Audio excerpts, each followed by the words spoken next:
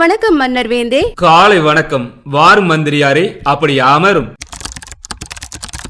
என்ன மன்னா, பட் என்று கம்ப்யூட்டரை இந்த தட்டு கொண்டிருக்கிறீர்கள்? பார்த்தால் தெரியவில்லை? தெரிகிறது மன்னா, அதனால் தான் கேட்கிறேன். இப்படி கம்ப்யூட்டரை தட்டினால் கீபோர்டு வீணாகிவிடும். மந்திரியாரே, நான் மயில் அனுப்பி கொண்டிருக்கிறேன். மயிலை காணவில்லையே மன்னா. மந்திரியாரே, நான் கம்ப்யூட்டரில் மயிலை அனுப்பி கொண்டிருக்கிறேன். கம்ப்யூட்டருக்கு உள் மயிலா? ஓஹோ, இதற்கு தான் மன்னா ஆங்கிலம் கற்க வேண்டும் என்று கூறினேன். கேட்டீர்களா? அது மயில் அல்ல மன்னா, மெயில். MAIL mail. சரி சரி, கற்றுக்கொள்ளும் போது அப்படி இப்படி இருக்கத்தான் செய்யும் மந்திரியாரே. இதெல்லாம் சகஜம் தானே. சமாளிப்பு. மந்திரியாரே, எனக்கு ஒரு சந்தேகம். இமெயில் போன்றே பூச்சி மெயில், காக்ரோச் மெயில், கொசு மெயில் என்றெல்லாம் இருக்குமா? ஐயோ, இந்த மன்னர் விடவே மாட்டாரா? மன்னா, இப்படி விசித்திரமாக கேள்வி கேட்டுக் கொண்டிருந்தால் தாங்கள் கற்றுக்கொள்ளவே முடியாது. முதலில் அந்த மயிலை அந்த மெயிலை அனுப்புங்கள். இப்போது பாரும் எப்படி டான் என்று அனுப்புகிறேன் என்று. அனுப்பிவிட்டேன். அட, பரவாயில்லையே, சென்று விட்டதா? மெயிலை எப்படி அனுப்பினீர்கள்? ஒவ்வொன்றாக சொல்லுங்கள் பார்க்கலாம். எனது மெயிலை ஓபன் செய்து கொண்டேன்.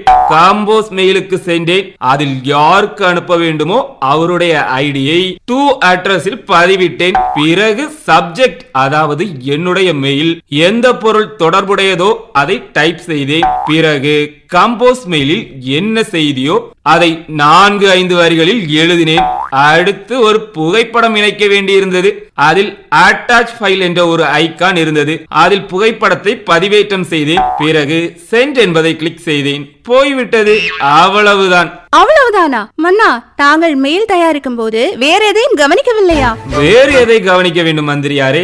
அந்த அட்டாச் ஃபைல் பக்கத்தில் வேறு ஏதேதோ ஐகான் இருந்தது. அதை கூட விடுங்கள் மன்னா. தாங்கள் யாருக்கு அனுப்ப வேண்டும் என்று டைப் செய்தீர்களோ அந்த இடத்தில் வேறு எதையாவது கவனித்தீர்களா? என்ன மந்திரியாரே, அதில் யாருக்கு நாம் மெயில் அனுப்ப வேண்டுமோ அவருடைய இமெயில் ஐடியை அதில் டைப் செய்தேன். அவ்வளவுதான். அதில் டு அட்ரஸ்க்கு கீழே CC BCC என்று இருந்திருக்குமே, அதை கவனித்தீர்களா? அதெல்லாம் தேவையில்லாதது என்று அதையெல்லாம் விட்டு விட்டேன். ஆமாம், CC BCC எல்லாம் எதற்காக?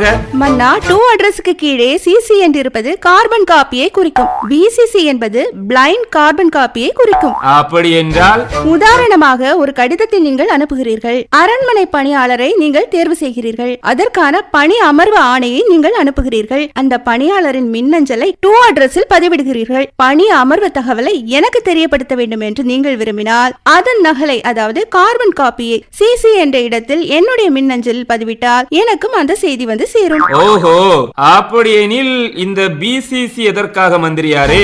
அதாவது மன்னா, தாங்கள் அனுப்பிய தகவலை டு அட்ரஸில் அனுப்பினீர்கள் அல்லவா? அந்த சம்பந்தப்பட்ட நபருக்கோ, அதாவது CCயில் கார்பன் காப்பியில் எனக்கு அனுப்பினீர்கள் அல்லவா, எனக்கோ தெரியக்கூடாது என்று நினைத்தால் அதை நீங்கள் BCCயில் இணைக்கலாம். அதாவது பணியாளர் தேர்வு அமர்வு ஆணையை ராஜகுருவுக்கு அனுப்பிவிட்டு அது எனக்கும் அந்த பணியாளருக்கும் தெரியக்கூடாது என்று நினைத்தால் எங்களது மின்னஞ்சலை அதில் நீங்கள் குறிப்பிடலாம். BCCயில் நீங்கள் எத்தனை பேரை பதிவிட்டாலும் ஒருவருக்கொருவர் அது தெரிய போவதில்லை. ஓஹோ, அருமை அருமை. நல்ல செய்தியாக இருக்கிறது மந்திரியாரே. ஒரு கடிதத்தை ஒருவருக்கு எழுதிவிட்டு தேவைப்படுபவருக்கு நகலிடுகிறோமே, அதே போல இருக்கிறது மின்னஞ்சலிலும். ஆம், இதுவும் காலகாலமாக இருந்திருக்கிறது மன்னா. இதுவரை அது எதற்காக என்று தெரிந்து கொள்ளாத காரணத்தினால் நாம் அதை பயன்படுத்தாமல் விட்டுவிட்டோம். இப்போதுதானே தெரிந்து கொண்டோம். இனி வருங்காலங்களில் கார்பன் காப்பி என்ற CCயையும் பிளைண்ட் கார்பன் காப்பி என்ற BCC என்ற ஆப்ஷன்களை நாம் பயன்படுத்துவோம். அருமை அருமை மந்திரியாரே. சரி, நீங்கள் அரசவைக்கு செல்லுங்கள். நான் ஒரு இமெயில் அனுப்பிவிட்டு வருகிறேன். யாருக்கு மன்னா? உமக்கு தான் மந்திரியாரே. அதுதான், நான் தான் இங்கே இருக்கிறேனே, நேரடியாக சொல்லிவிடலாமே.